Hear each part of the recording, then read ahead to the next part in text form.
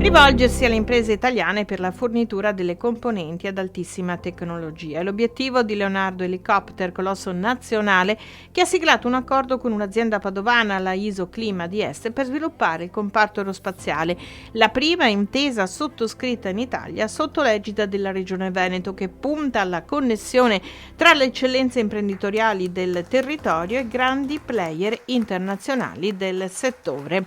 Un programma, quello di guardare le imprese italiane, destinato a produrre innovazione e reddito. Riteniamo di avere nel panorama industriale italiano le tecnologie, le imprese e gli imprenditori, le persone che possano aiutarci a portare avanti questo progetto. Stiamo facendo con parecchie regioni, potrebbe avere anche una svolta a livello nazionale, vediamo, perché è importante. Noi parliamo anche in termini di numeri, è un dato importante, parliamo di circa 1 miliardo, andiamo a comprare questa parte, diciamo, di componentistica, si aggira intorno al 1,3 miliardi, 1,4 miliardi, e oggi la Leonardo Helicopter sta crescendo, come diciamo noi, a 2 digit, al 10% l'anno. Non solo fornitura di parabrezza e vetri per gli elicotteri in dotazione, anche i servizi di emergenza, ma pure collaborazione nella realizzazione di nuovi prototipi. I nuovi progetti noi utilizzeremo un nuovo materiale, è un materiale molto sottile che serve appositamente per dare alle soluzioni elicotteristiche